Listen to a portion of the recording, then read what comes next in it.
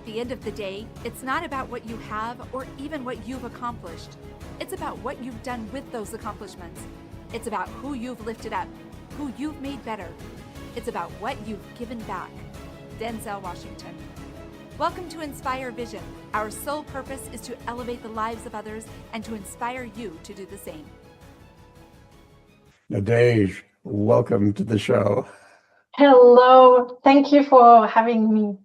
I'm really excited. The things that you do and the things that you talk about, I think are going to be so fascinating for the audience. So I'm looking forward to this conversation. Thank you. I hope so. I hope people will enjoy it and get something out of it. So where are you living? I'm in Melbourne, Australia, and I Oh, have for nearly over 15 years, that's exciting. That's exciting. but I'm originally from France, as you Okay. probably hear. Okay. Yeah, you might be enjoying Australia more at this point in time, so Very that's much so. good. So, one of the questions I always ask my guests is to kind of tell their story. There's always a journey that you go through to reach you to this point of doing what you're doing.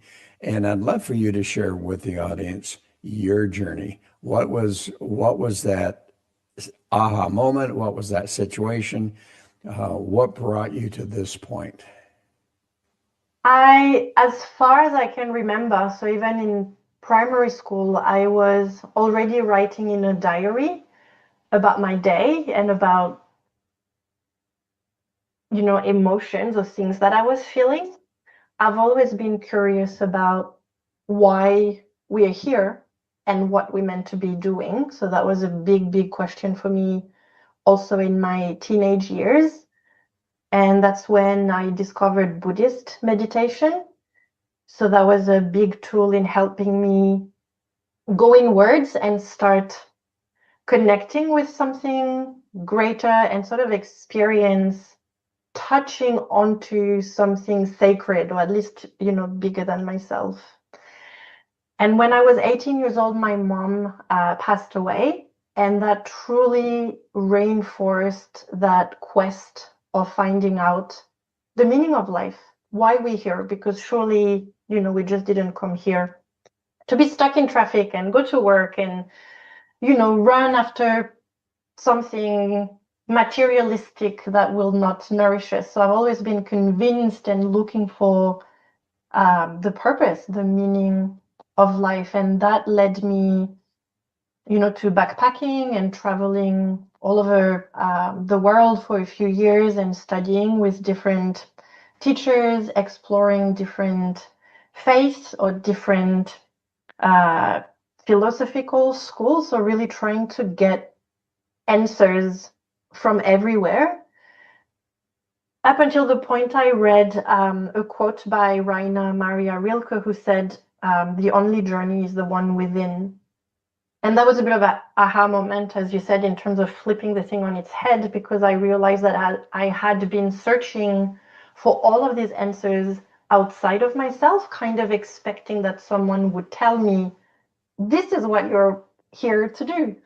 And so I really, went further inwards with meditation, with yoga. I had kept a journaling practice on and off, but then at that point it came back into my life a lot more stronger and more regularly. So a lot of introspective practices to know myself better, to discover that sense of purpose myself. And so this is what I help women with nowadays, people who are a bit in a transition or in between chapters and finding more that sense of meaning and purpose and the confidence to go for it, to embody it and to live, that.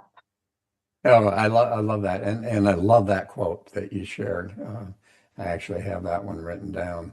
The only journey is the one within, and that is so true. And for me, it's fascinating. I love theology, and so I've studied Buddhism. I happen to be a Christian, and as I look at that, and one of the things I've looked at is getting into the New Testament and kind of looking at what was taught there in a slightly different perspective. And as I did that, I recognized that most of the parables that were taught Mm. there were find yourself, go within. And that's an interesting perspective when you look at that. And It so, is. yeah, as you did that, one of the questions that I have that has nothing to do with what you thought we were going to talk about, but I find that, as you talk about within the sacredness within and so forth, it's been interesting to me to see the evolution that has occurred. And if we go back, and this is fascinating, and you may have seen this, but going back to 2500 BCE, 2000, 2500 BCE, there was a whole different perspective of God and belief in God.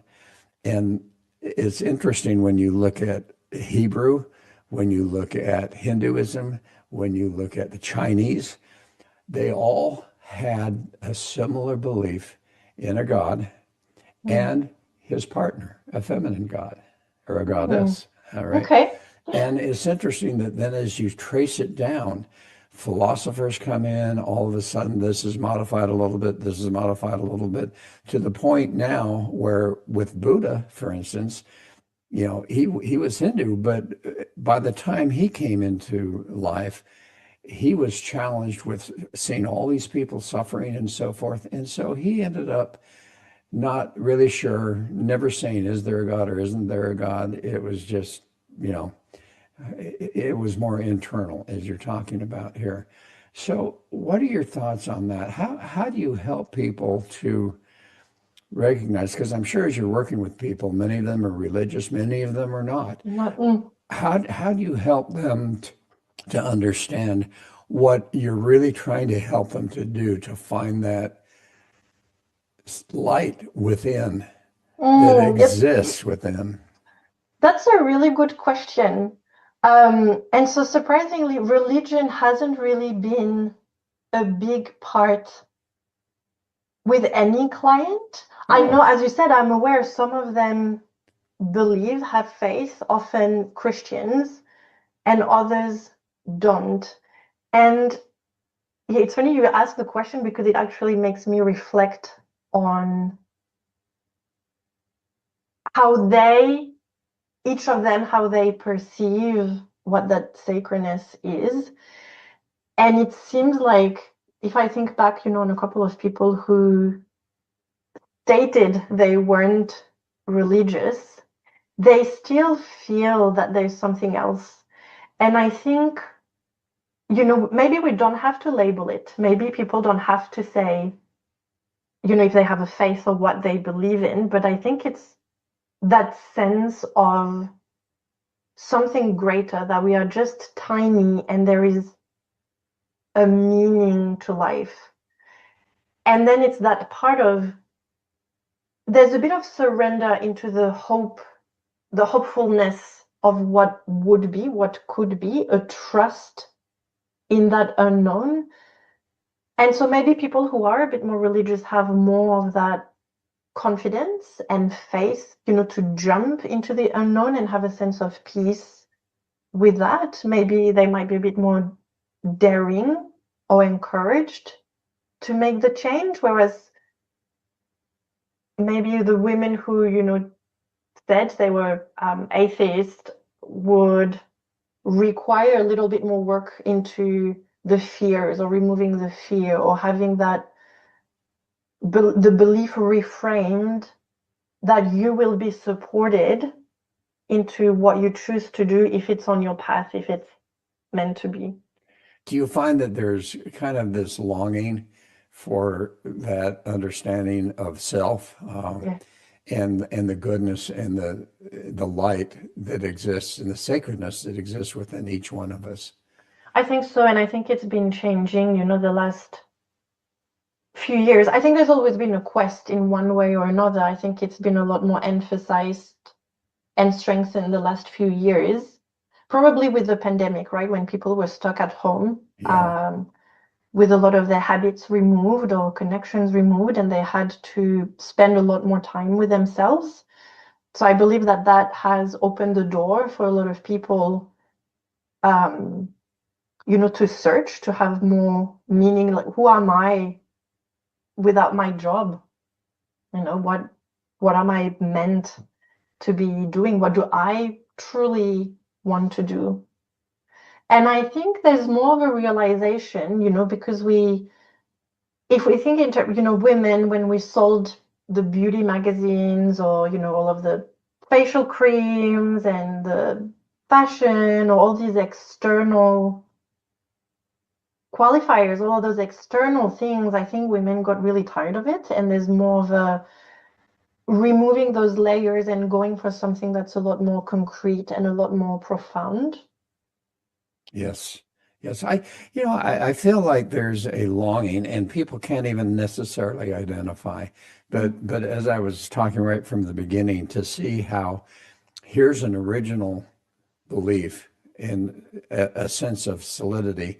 And then as time goes on and philosophers come in and they start to change things, and all of a sudden here we are, not, like Buddha. He was at a point in time where he couldn't say, is there a God, is there not a God? I just see all this suffering, so I can't even say. And yet, so he really focused on that inner self, which I think is amazing.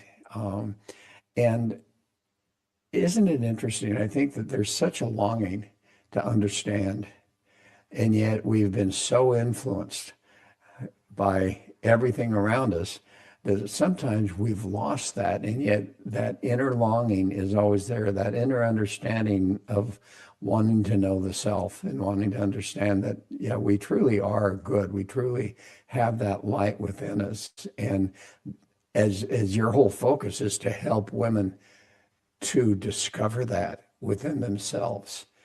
And how do you help them to, when they come to you and you're working with them and they're struggling and so forth, how do you help them to reconnect? And I would say it's a reconnection with that inner self. But before we get to that question, I want you to tell the audience about the book that you wrote, the poems. Mm. So I wrote a book called Poems for Soulful Living, and it's a collections of poems that are very introspective in nature. It was a time where I was teaching a lot of yoga, yin yoga, and meditation, so very contemplative practices. And there were words I would share during my classes about stillness and looking inwards, building that confidence, listening to the inner voice. And then a few of them are about that shift of once you've been on that internal journey, there's an outward energy, there's a growth. So it's a blend of both. And it's very much it's not just for, yogis or meditation practitioners. It's people who like to journal, people who like to contemplate while sipping on a cup of tea. That's the image I had at the start, people just sipping tea, reading a book, reading a poem, closing the book, thinking about it. And it's interesting because it came out almost 2 years ago now. And the feedback the last couple of years is that it's stocked in a few shops around me. And the feedback is that it's great as a gift, and it's been gifted to a lot of women during a divorce, women who are changing careers, women, when you've got your kids are big and they're leaving the house, so that empty nest syndrome, and women rediscovering themselves. So it's been reaching very much all those people at that, tipping point, at that journey of rediscovery. What's next? What's the next chapter that I want to write? Oh, and I'd love for you to read one of your poems. One of the ones that attracted me was this poem called Internal Revolution. Would you read that for the audience? I think that will be a great start to even more conversation here. I'd love to. Internal revolution. In this moment of stillness and contemplation, there is something whispering to me. In the fasting from language and movement, I am touching upon the sacred. It can be felt in my inner sanctuary.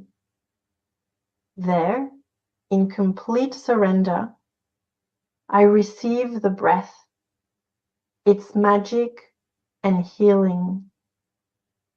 There, in open and kind presence, is our doorway to accessing our own wisdom.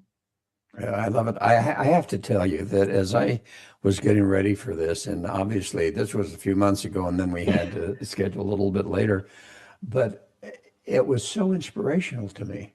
And I remember walking, which I do. I try to walk 2 to 3 times a week. And as I was walking around, and I'm not in the city, I'm in a more rural area.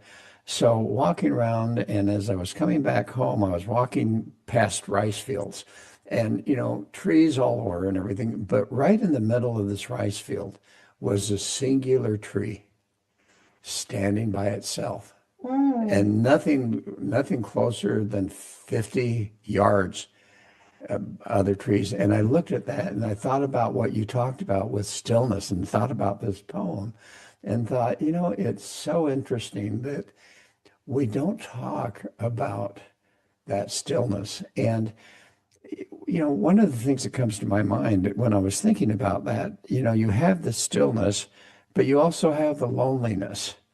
And I think there's a difference. So as you're working with your clients, how many times do you find that they're lonely in some way, and you're able to convert that over and reprogram that over to an understanding of stillness? So rather than being a victim of loneliness, they are now in power of stillness.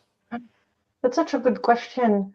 Um, I think women often feel lonely because they might assume, they're weird or they're going through something different, or um, yeah, they are different. They feel weird and disconnected. So I think there's a self-directed withdrawal out of the group, and then they kind of suffer in silence, ruminating things. And when they, reach out to me, that's already a first step of wanting something else.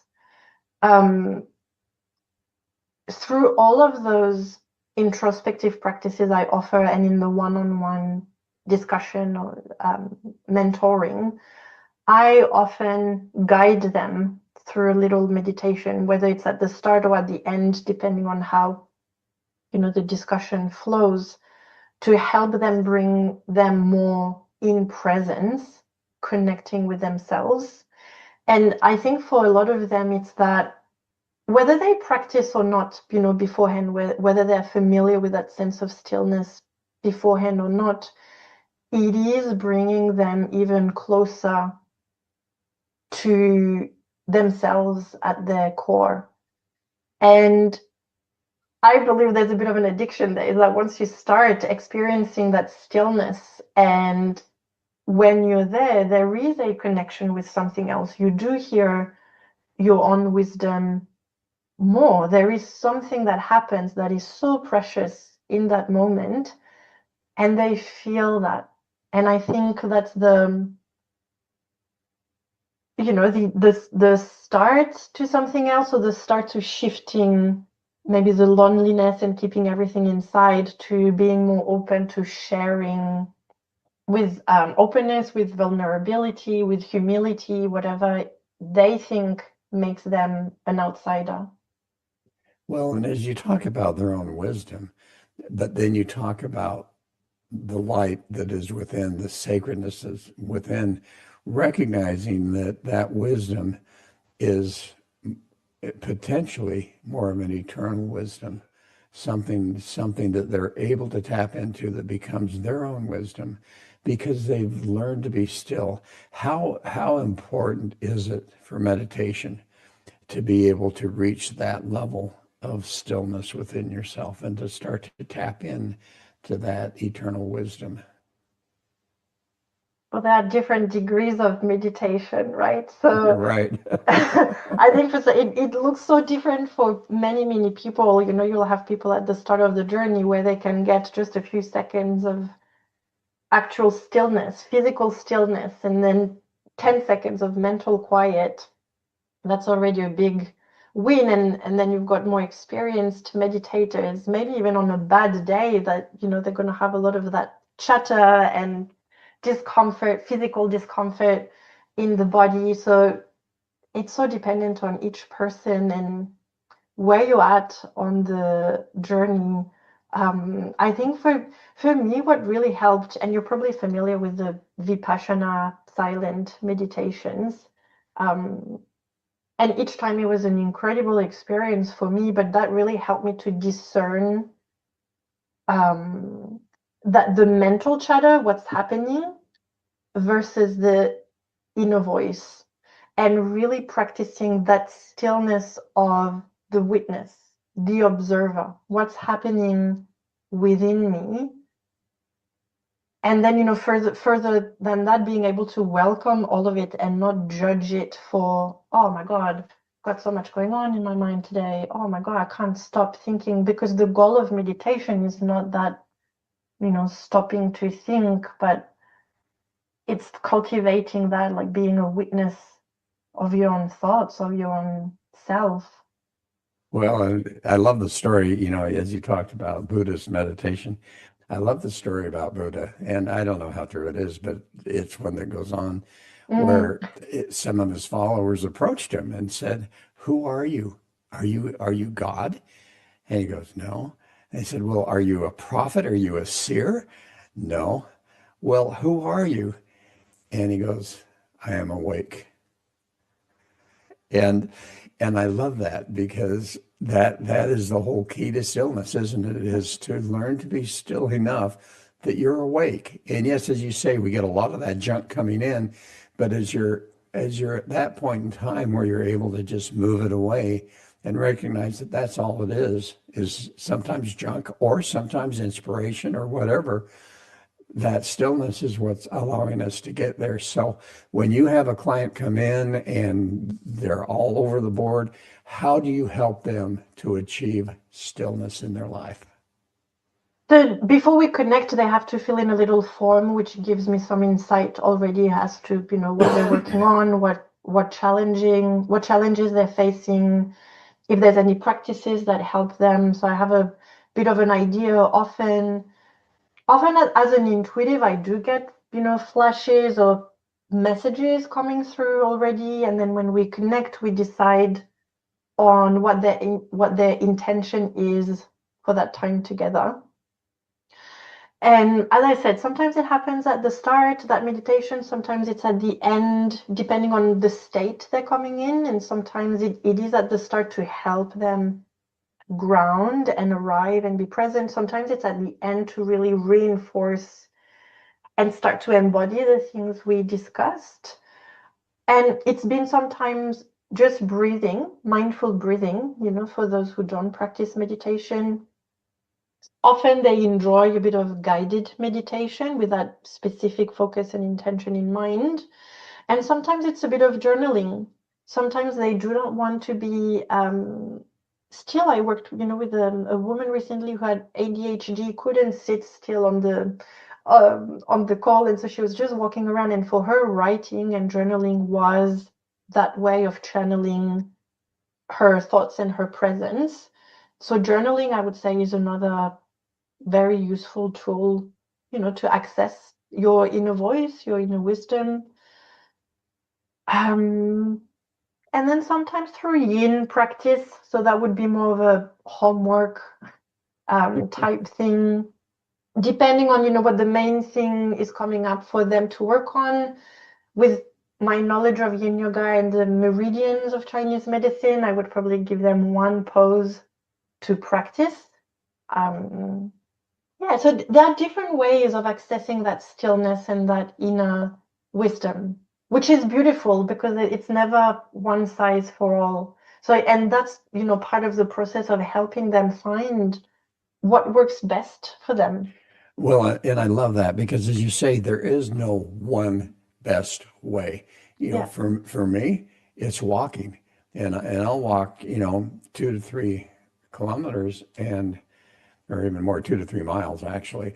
And it's fascinating to me that as I get into that and I listen to meditative music, different frequencies and so forth, Yeah. and as I allow my mind to go, and yeah, there's a lot of thoughts that come in, but as I start to breathe and do all of that, for me, it's walking, and I think it's so important, as you pointed out, that not everyone is the same, and therefore, whether it's writing now, for me, journaling, I have a difficult time doing that, but everyone can find their own way of achieving that stillness. And you hit on another point, which I think is so important, particularly in society today.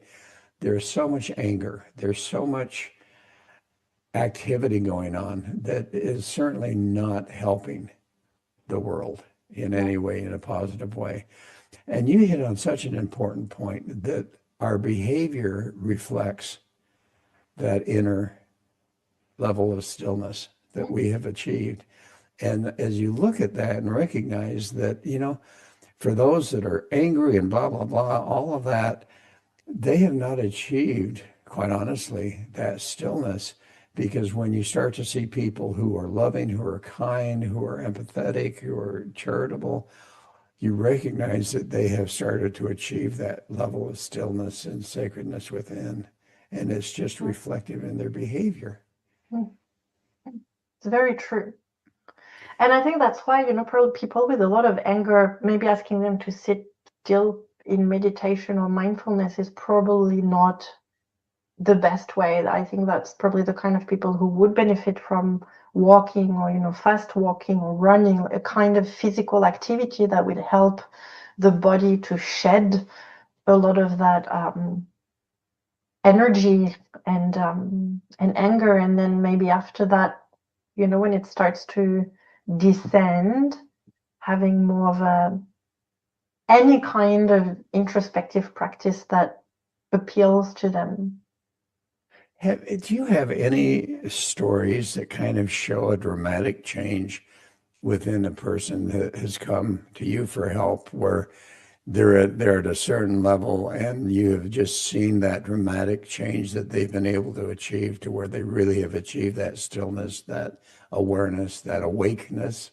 Mm. Often in yin yoga classes, people who would arrive, at the end of the day, quite angsty from the day or agitated, or people who rushed to be there, or they've got, things going on in their personal life. And after practice, they would leave saying, "Oh my God, like I feel like a different person." Oh, that was so grounding. Oh, that was so peaceful. Your voice was like a lullaby, or it was a lullaby to guide me to really relax. So with that practice, it was really night and day for a lot of people. In one-on-ones, I think often the change is coming from being able to truly listen mindfully to what they have to say. Because that's another thing, in our society where we just listen to respond, or we don't really listen and we interrupt other people. We have to get our point across. There's not a lot of mindful, patient listening going on. And I think people really crave and really need to be heard.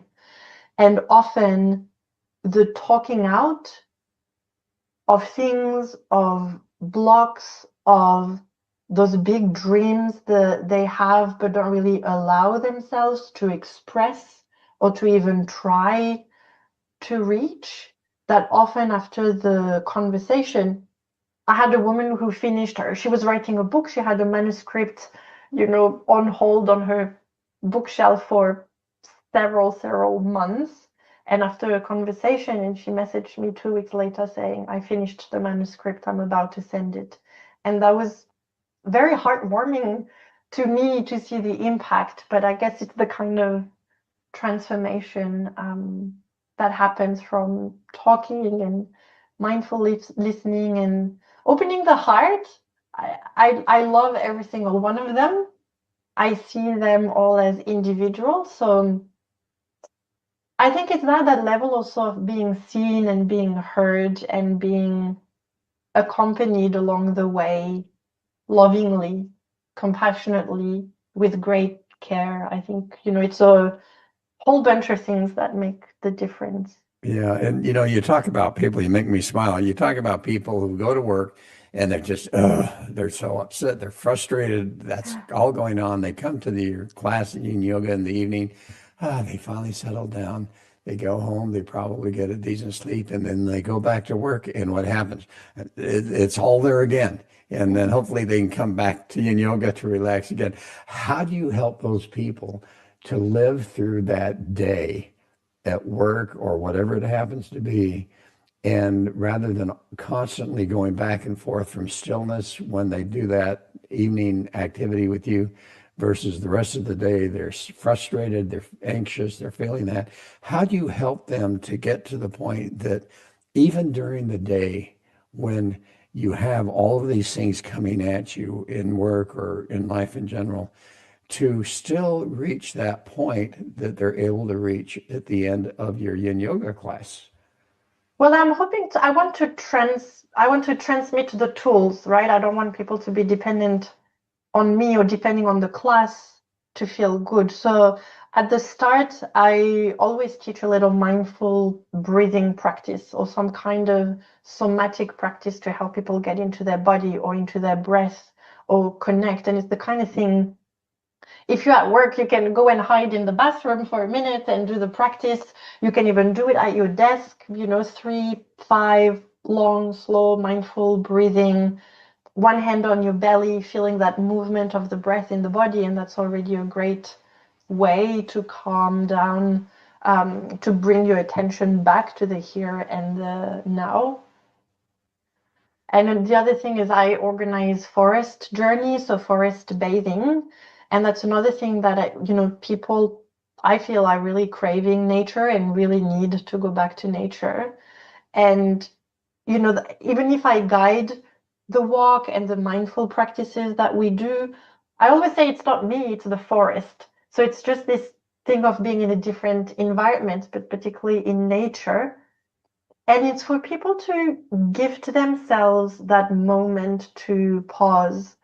I think with yoga, people, who start yoga, if they commit to coming twice a week, if they have to skip a class one day, they are going to feel it and they will tell you so. They say, oh my God, I really felt the difference.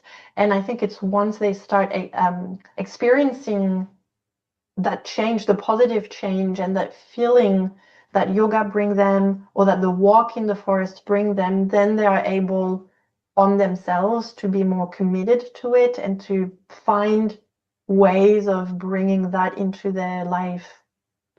It's interesting how important nature is, isn't it? To Oh, be able so to important.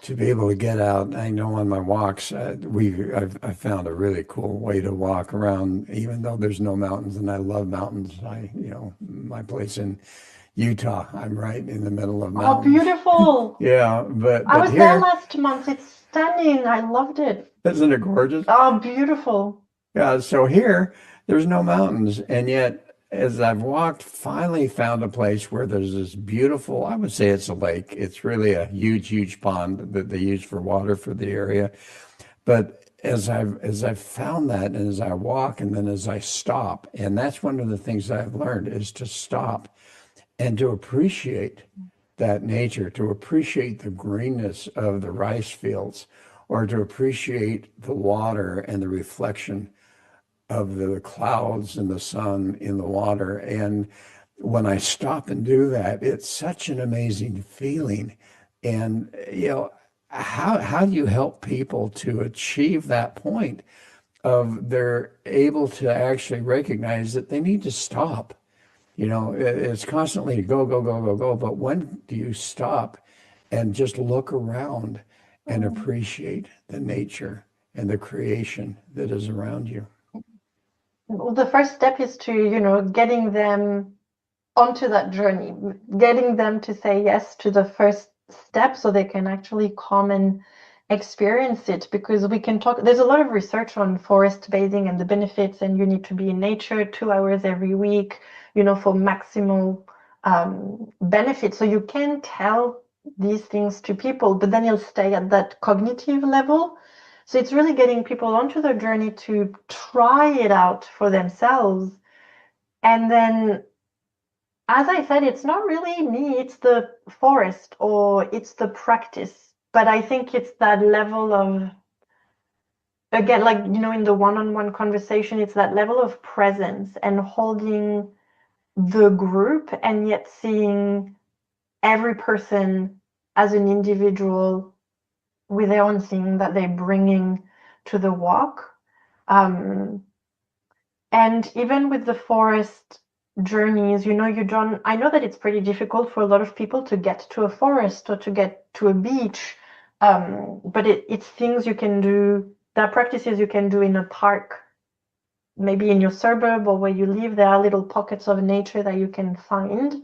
And I believe, a bit like, the stillness we were talking about earlier, that's a bit of an addictive thing that once you start feeling like you in the rice field, right? Like, that feeling, you need to go every day or regularly. And I think people, once they feel it, they know they need it. And then I think it's working on the mindset of, okay, I know this is good for me. I know I need it.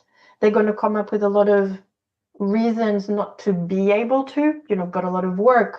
It's a long drive. I can't have that amount of free time every week to do it. So it's finding ways that they can bring those things into their daily life. It can be incorporated as opposed to be added onto their to-do list.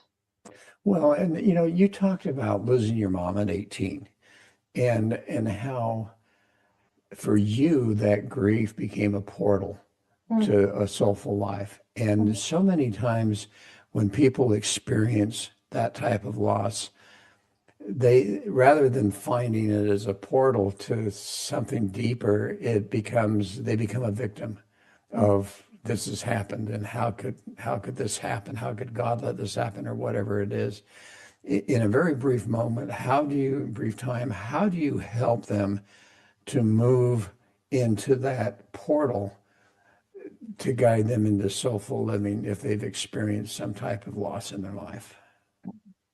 It's a delicate area, isn't it? Because grief is such a personal thing, and people experience it in so many different ways, and it takes very different lengths of time for all of us to move through it. It's finding, I think, different way, talking it out, finding different ways, helping people reframe. And this might be a bit challenging, but helping people see the positive in the challenge. So I guess that can be a bit controversial. When you say, what, God let that happen, these were the kind of questions that I asked myself, and I became very angry. I was raised Christian as well, and I was very angry with God at that time, and I didn't understand why. She was a good person. Why would you take her and not another criminal or someone who does bad deeds on earth? So there's a lot of those questions and thoughts that go through the mind of people, experiencing grief, and they do need a place. So whether it's the journaling, whether it's speaking about it in a group setting, whether it's speaking about it one-on-one, whether it's those walks or time spent in nature.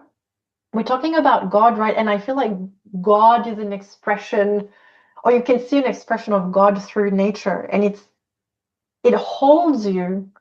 There's something really sacred and beautiful that is godlike in nature.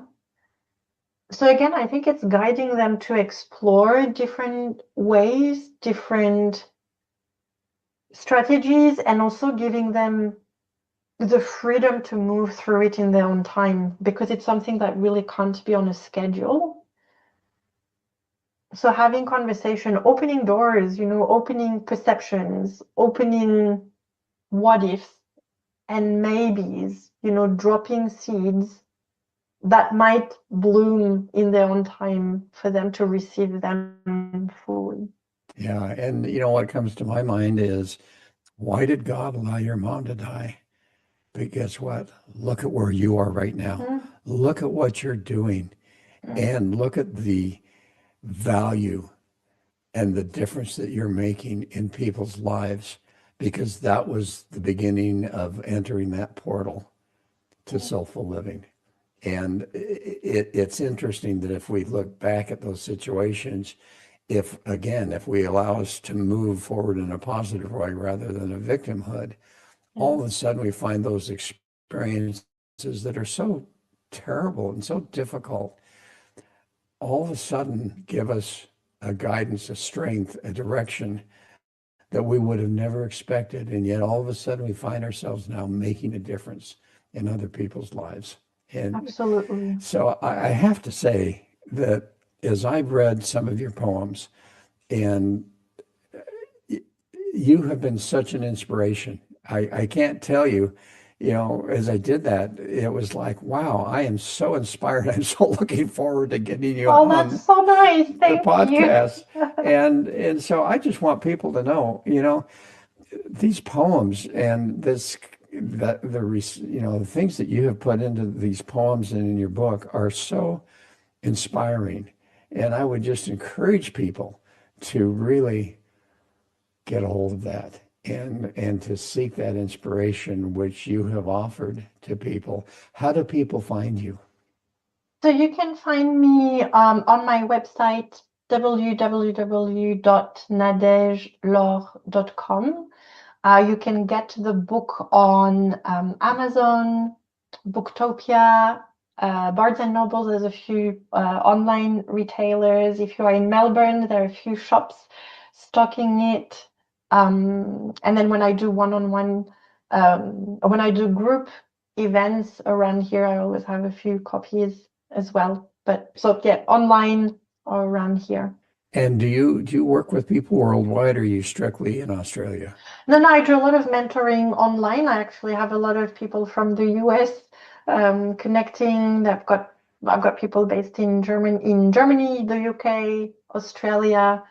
Um, yeah, so everything mentoring can be online. I do offer some journaling circles every now and then online, as well as in person. Um, yeah, and sometimes it's a bit impromptu gathering, showing up, a bit of a, poetry reading and writing. I'm working on a 6-week course that'll probably come out next year about the voice expression. So going within, but then that step of verbalizing it through poetry, writing, or movement, or painting. I've got a lot of creative and sensitive women, highly emotionally intelligent people, but often, yeah, very creative, very different medium. So, yes, that's it. Exciting That's things great. on the horizon. So, as a final message, what would that be to the audience? I would like to tell everybody listening that if you're feeling a little inkling to try something new, to go for it, you have to. We have a limited amount of time on this planet. We are here for a reason. There's 1 in 500 billion chances to be born. So if your heart is talking to you, listen and make it happen. That's what you're meant to be doing. Oh, thank you so much, Natesh. That is just wonderful, and I appreciate you being on the show, folks. Thanks for listening. I hope you've enjoyed this. And again, I can't encourage you enough to go get that book of poems and really appreciate what's being said there. So anyway, look forward to having you join us again soon. This is Dr. Doug saying namaste. Thank you, Doug, for the conversation. I really enjoyed it. Thank you. Thank you.